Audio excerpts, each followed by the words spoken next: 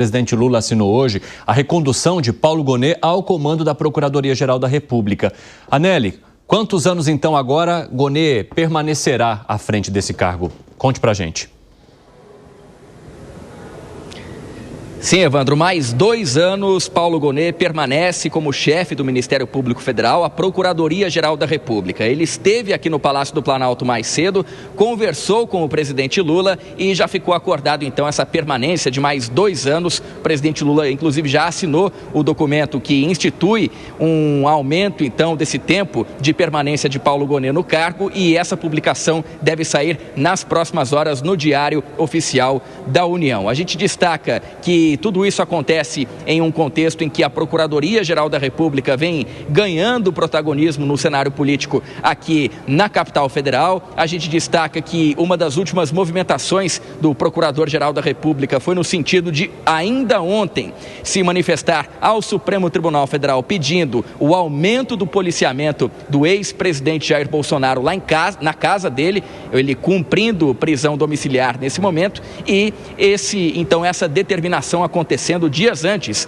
do início do julgamento, então, da etapa final do julgamento do ex-presidente da República, julgamento esse que começa no dia 2 de setembro e deve ter a duração de pelo menos mais 5 sessões, mais 5 dias até a proximidade do final da primeira quinzena de setembro. Portanto, Paulo Gonet, diante desse trabalho que vem sendo desempenhado junto à Procuradoria-Geral da República, ele que também foi alvo das sanções americanas, acabou tendo o visto cassado para os Estados Unidos, assim como outras autoridades aqui no país, como ministros do Supremo Tribunal Federal, também o ministro da Justiça, Ricardo Lewandowski, agora, então, recebe esse reconhecimento, pelo menos é interpretado dessa forma aqui por parte do Palácio do Planalto, para que, então, permaneça pelos próximos 2 anos no cargo. Evandro.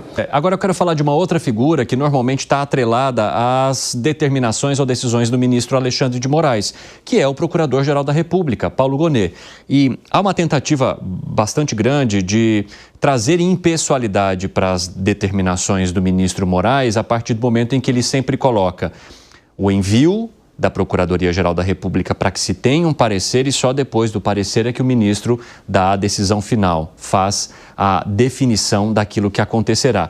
Isso, inclusive, ocorreu agora nas últimas decisões relacionadas a Jair Bolsonaro e, inclusive, ao aumento da manutenção policial ao redor da casa de Jair Bolsonaro. Pois bem, o Procurador-Geral da República é reconduzido ao cargo por mais 2 anos. Eu quero saber de vocês a avaliação sobre a atuação de Paulo Gonet e o quanto a entrada dele ficou diretamente ligada a mais esse processo que se torna histórico e que tem a ver com o ex-presidente Jair Bolsonaro. Fábio Piperno.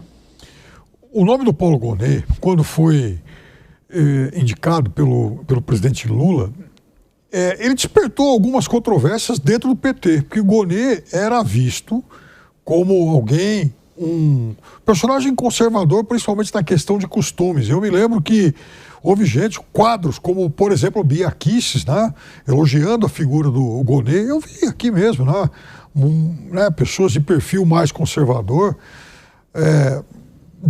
destacando as várias credenciais dele, a capacidade dele, né?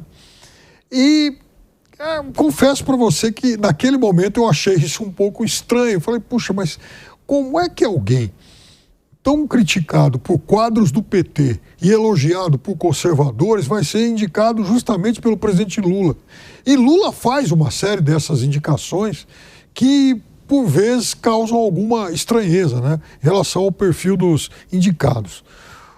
O tempo passou e eu acho que o Gonet não mudou a forma de pensar, mas talvez todas essas avaliações em relação ao perfil dele, ao caráter dele, tenham destacado aquilo que cada um queria de fato enxergar, e não necessariamente o que é. Ou seja, um personagem, um operador do direito que ele não fica restrito a algumas teses. É alguém, eu diria que vai avaliando conforme a necessidade de cada caso. José Maria Trindade, você entende que a atuação de Paulo Gonet até aqui é equilibrada?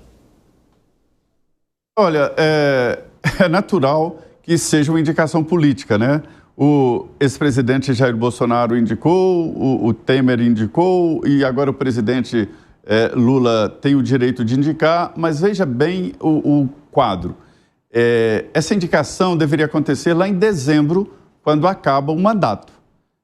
Depois da indicação, é preciso a aprovação do Senado, aí, depois da aprovação do Senado, o nomeado se transforma em mandato. O presidente não pode destituir o procurador-geral, mas pode não reconduzi-lo.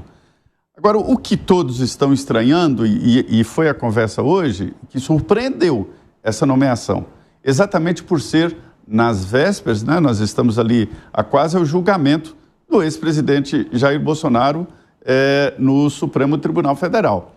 Então, assim, e do grupo, né? Então, a recondução pareceu ali extemporânea e provocou surpresas, né?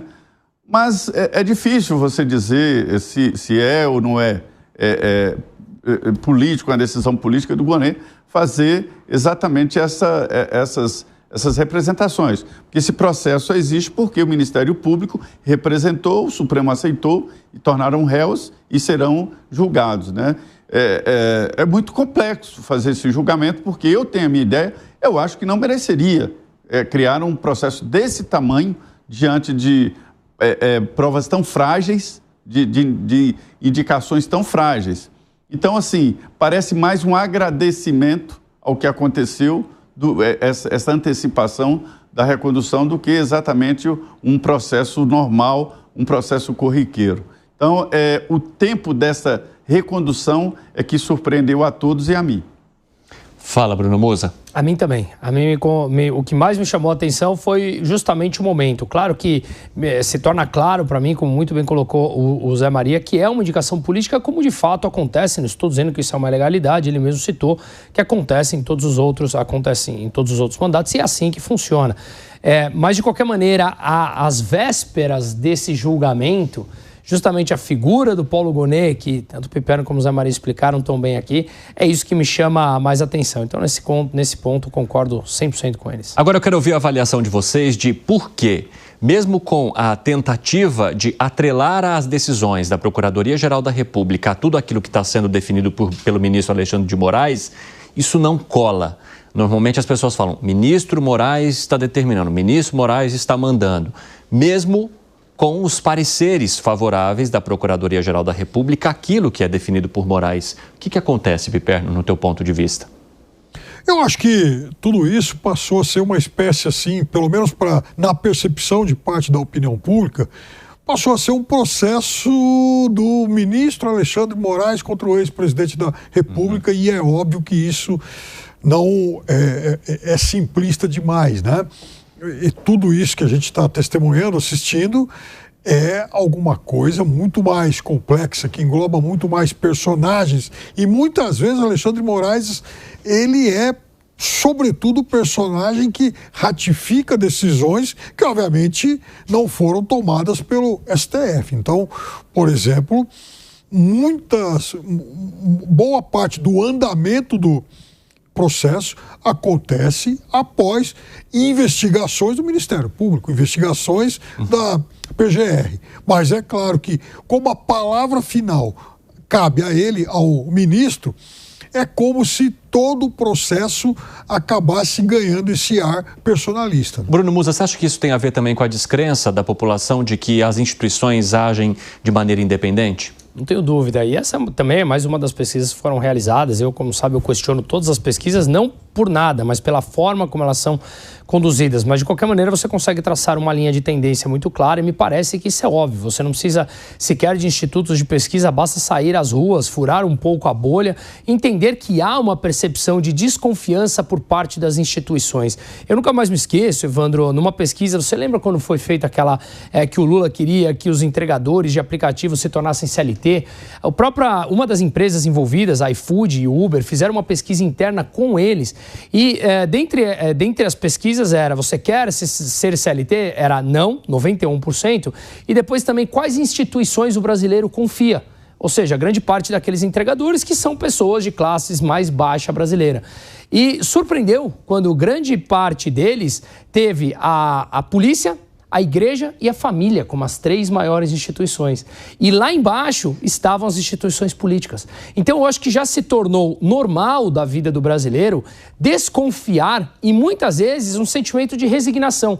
É isso. Eles roubam, um rouba mais, o outro rouba menos e eu vou tocando a minha vida. Essa é a pior sensação, porque é um pouco do que eu expliquei que eu vivi lá na Venezuela. Ou seja, as pessoas simplesmente abrem mão de conhecer e interferir na política que nos afeta a todos, porque é como se basicamente não tivéssemos mais nada para fazer, uma vez que é como se todos roubam, melhor optar por seguir a minha própria vida.